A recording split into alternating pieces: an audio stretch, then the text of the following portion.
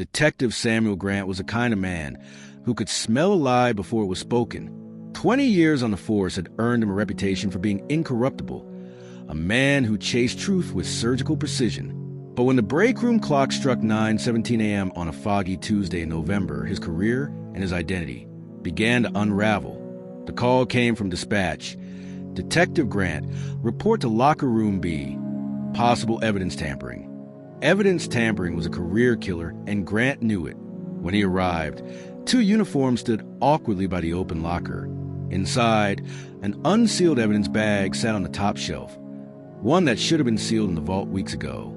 The label read, Case 482, the Paragon Jewelry Heist. Grant froze. That was his case. The bag contained a single diamond earring, part of a $2.3 million collection stolen from Paragon Jewelers last month. Grant had been leading the investigation, and he just signed off on the final report yesterday, declaring the case cold. Who found it, he asked. Custodian, said Officer Reyes. Said the locker was slightly ajar during morning rounds. Grant leaned in. The evidence bag had his initials, SG, scrawled in black ink, his own handwriting. That night, Grant stayed late, replaying every moment of the Paragon case in his mind. The surveillance tapes, the witnesses, the pressure from internal affairs to close the file. The prime suspect, a petty thief named Curtis Dale, had vanished without a trace. Something didn't fit, but it wasn't the evidence. It was him. The next morning, a memo arrived on his desk. He was being reassigned pending internal review. Someone in the department had tipped off IA that Grant himself might have mishandled evidence.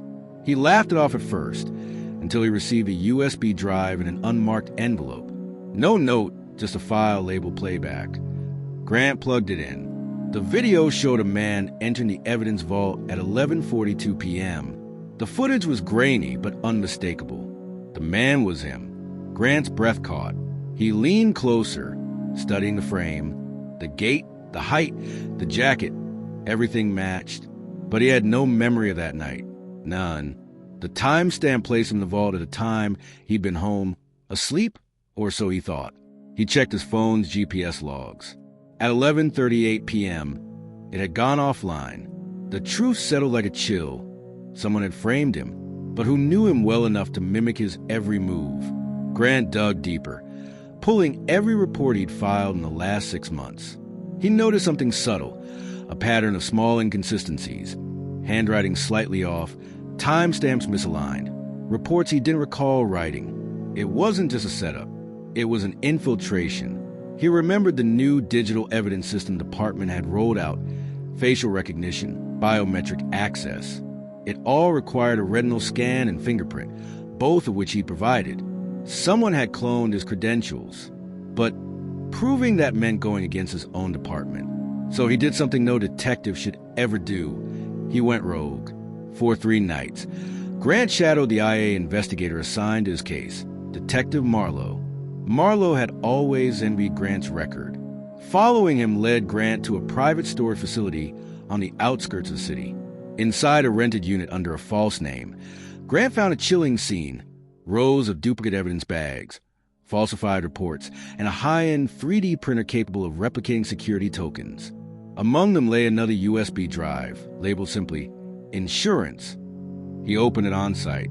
Inside were dozens of video clips, all deepfakes, fabricated footage of officers committing crimes they never did, including him. It was brilliant. It was catastrophic. Marlowe appeared in the doorway, gun drawn.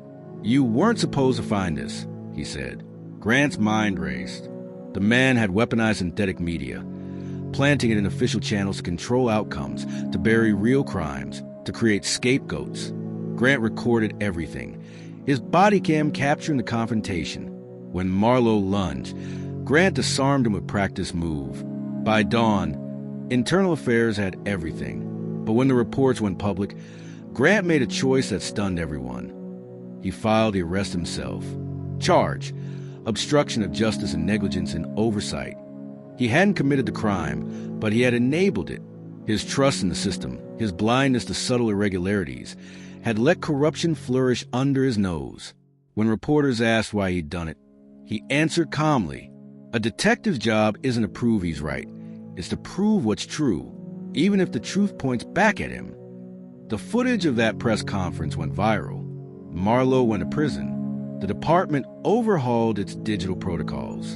And Detective Samuel Grant, the man who arrested himself, became the cautionary legend of modern policing, the detective who solved the perfect crime by admitting his own imperfection. Follow at Crime Scenes.1 for more true crime stories.